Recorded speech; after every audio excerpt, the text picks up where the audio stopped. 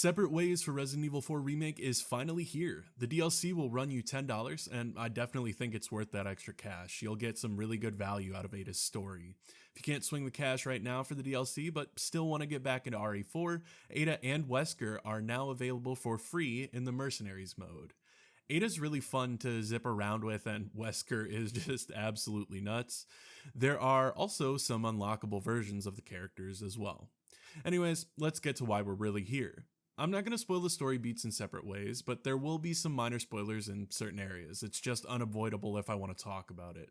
So, if you want to experience the DLC completely spoiler-free, this is your chance to step out now. If you enjoy the video, remember to like, comment, and subscribe, and hit the notification bell to be notified of future uploads. I finished the DLC in about 3 hours on standard difficulty, but if you really explore and do all the side quests and take it all in, I could see it taking around 4 to 5 hours. For a $10 DLC, that's an incredible price-value ratio in my book. With most games running you $70 nowadays, RE4 Remake was only $60, and the added 10 gets you to that $70 price tag. I know Separate Ways was included in the original RE4, but this DLC goes above and beyond in making Ada's campaign a wholly unique experience. It kicks off and you get into it right away. It's really fast-paced and just gets you right into the action. There's a Dark Souls boss in this DLC, and it's pretty cool. A persistent threat that leads into an amazing scenario way later on. Like the original Separate Ways side story, you'll see yourself playing as Ada and handling situations like ringing the bell for Leon and throwing him the rocket launcher at the end of the game, but there is so much more context. There's so much more in this DLC than that. Now, it's not only those little moments showing how Ada shows up and helps Leon out, but it fleshes out Ada's whole purpose in the story. It's extremely well crafted, and you can see that the developers already had this DLC heavily in mind when creating the main game. The structure was enough to put a smile on my face plenty of times. The story was just really fun, and I liked it a lot.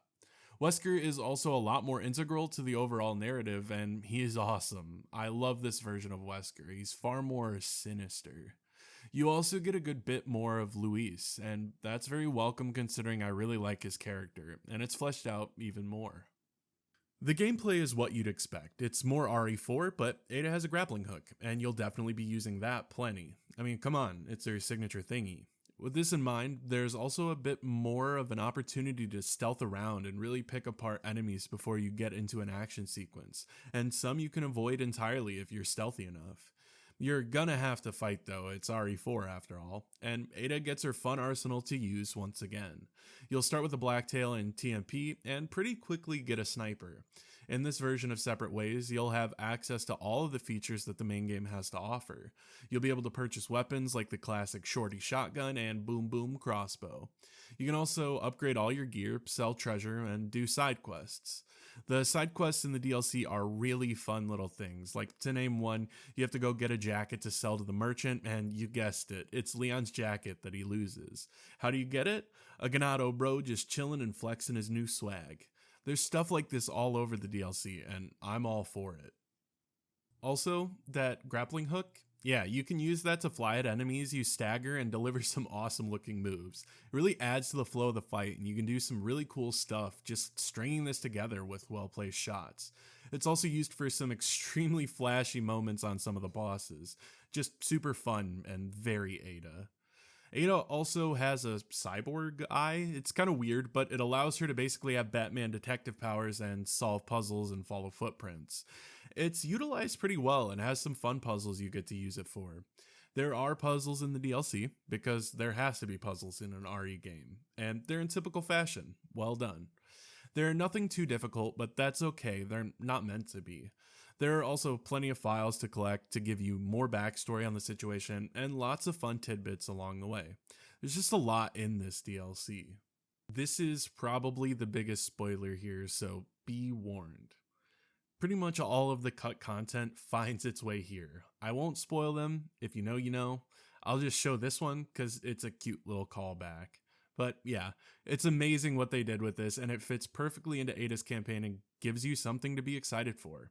There's also some entirely new stuff that I won't even really get into, because I was surprised just how much care was put into this DLC.